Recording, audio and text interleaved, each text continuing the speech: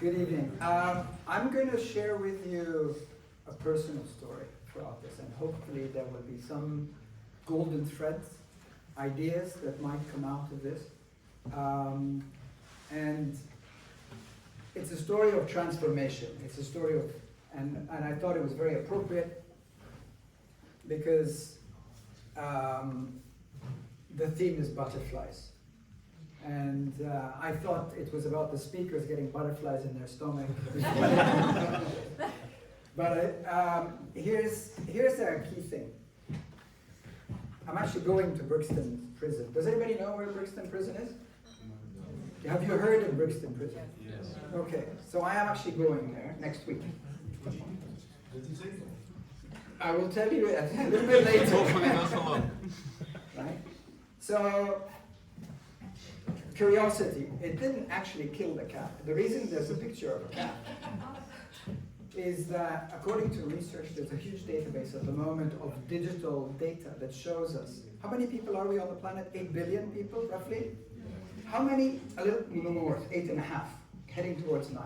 Right.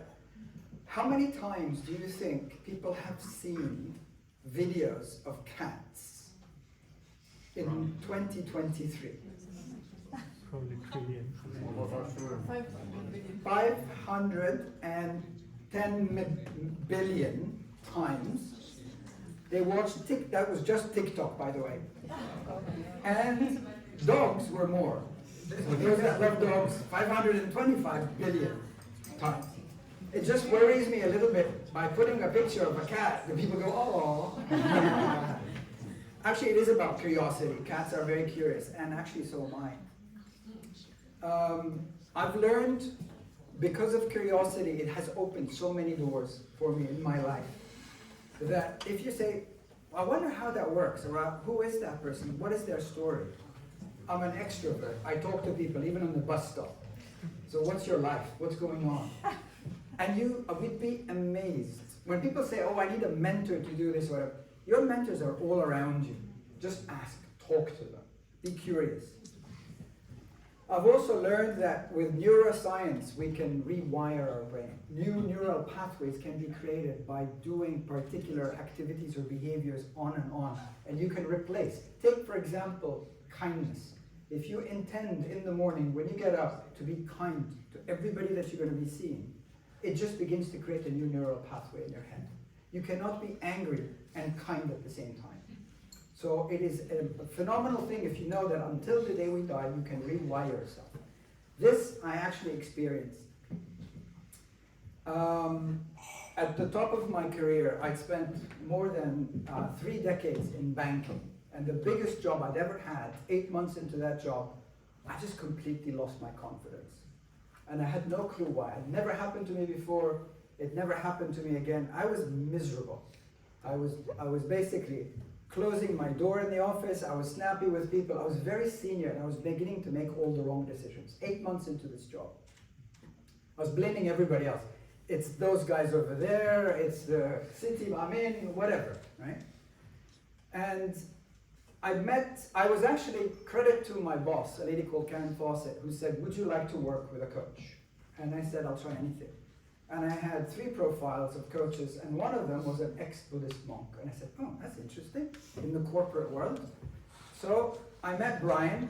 He's a really good friend, and he's a brilliant man. He lives in Thailand at the moment. He went to Tibet for 5 years. And I learned, he helped me discover about myself that I had been defining my value, my self-worth, by an outcome. Did I get promoted? Did I win this deal? Did I achieve whatever? Did I get a bonus? Etc., etc., etc. Which was total bullshit. I was building in my head that that was important. What I realized that I was actually, more importantly for me, I was a father. I was a husband. I was a son. I was a friend to other people. And those were much more important than the definition of the title or the job or the outcome of the job. He also helped me found ways or tools to rewire my brain. To basically say, you know what, that's not important. There are other things of greater value in life. So one of the things, I just put that one up there, is learning to become an observer. Just try this for one day. Learn to be an observer, trying to suspend judgment.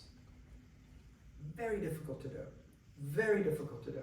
I still continue to try to teach myself to do that. Because the first thing that happens to all of us is like, I don't like that, or I'm going to walk on the other side of the pavement, or whatever. And you don't know the story of this person. So why are you making that judgment?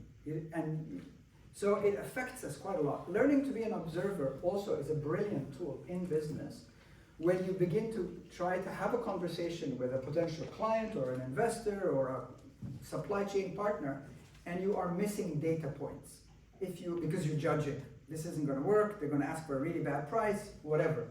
While in fact, if you just calm down, become an observer, you can actually decide what data elements are of value to you.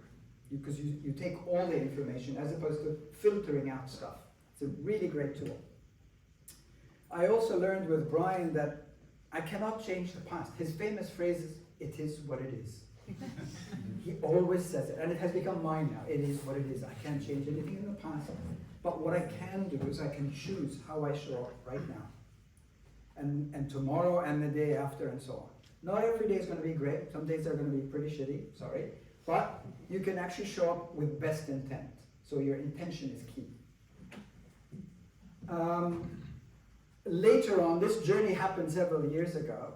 I did go to Tibet. I traveled in Tibet. I also went to Switzerland. I joined a group called Mountain Wisdom. And through all these little discoveries, I basically found my purpose. And I didn't expect to. I basically found that I love helping other people unlock their potential. And it comes out in a variety of guises. I do it as a coach. I did it as a board member. I was a trustee on a charity. I do it as a visiting lecturer at ESCP. And I'm doing it, as you will see, by becoming more comfortable being uncomfortable. I mean, my students in my class have heard me use this. Just get comfortable being uncomfortable. It's okay. What's going to happen? What's the worst that's going to happen? The sky's not going to crash on you. The more you develop that skill, that mindset, the more you'll be able to take any challenges along the way. So, back to the prison. So next week I'm actually attending a dinner, and it's to support the work of something called Project Remake. Project Remake has been started here in the UK by Dr. Camille Khan, a friend of mine. He studied at Stanford, and he brought the idea from Stanford University, which is called Remade in the US. What's amazing is they actually do an 8-week program to help formerly incarcerated people start their own businesses.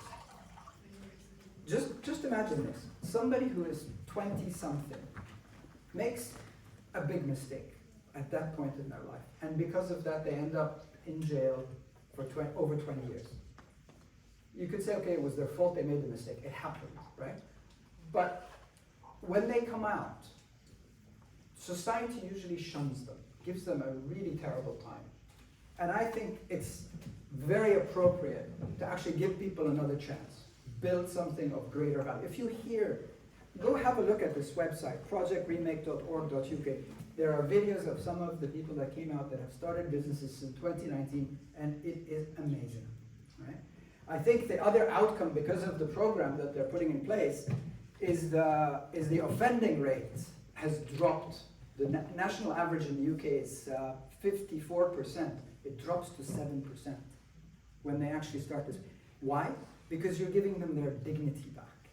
You're making somebody who feels valueless become valuable to society. And I think that is something all of us should, not just this, but things like this, we should all take part in. This is the small butterfly wings that you can have an impact on a much bigger society. So I will stop there. That's my tagline. Thank you.